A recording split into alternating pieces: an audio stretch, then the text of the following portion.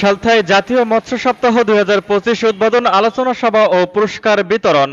দেশের মৎস্য সম্পদ সম্প্রসারণের, সংরক্ষণ, উন্নয়ন এবং টেকসই ব্যবহারে সচেতনতা সৃষ্টির লক্ষ্যে অভয়াশ্রম গড়ে তুলি, দেশি মাছে দেশ ভরি প্রতিপাদ্যকে সামনে রেখে ফরিদপুরের সালথায় জাতীয় মৎস্য সপ্তাহ ২০২৫ উপলক্ষে উপজেলা প্রশাসন ও মৎস্য দপ্তরের উদ্যোগে ১৮ থেকে ২৪ আগস্ট জাতীয় মৎস্য সপ্তাহ উদ্বোধন, আলোচনা সভা ও পুরস্কার বিতরণ অনুষ্ঠান অনুষ্ঠিত হয়েছে।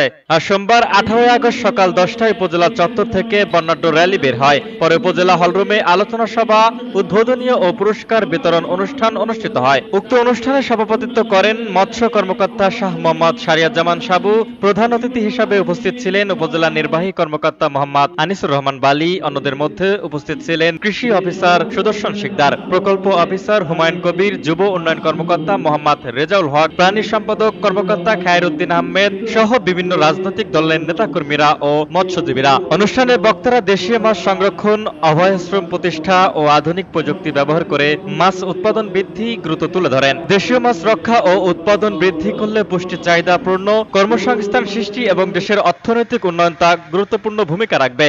আলোচনা সভা শেষে মৎস্য চাষে বিশেষ অবদান রাখার শ্রেষ্ঠ মৎস্যচাষী উদ্যোক্তা ও কর্মকর্তাদের মধ্যে পুরস্কার বিতরণ করা হয়। এছাড়া পুকুরে মাছের পোনা অবমুক্ত করা হয়। অনুষ্ঠানটি সার্বিক সঞ্চালনা করেন সাইফুল্লাহ আল নোমান, অফিস সহকারী কাম কম্পিউটার এবং সার্বিক তত্ত্বাবধানে মোহাম্মদ সবুজ শেখ, মাঠ সহকর্মী, মৎস্য অফিস।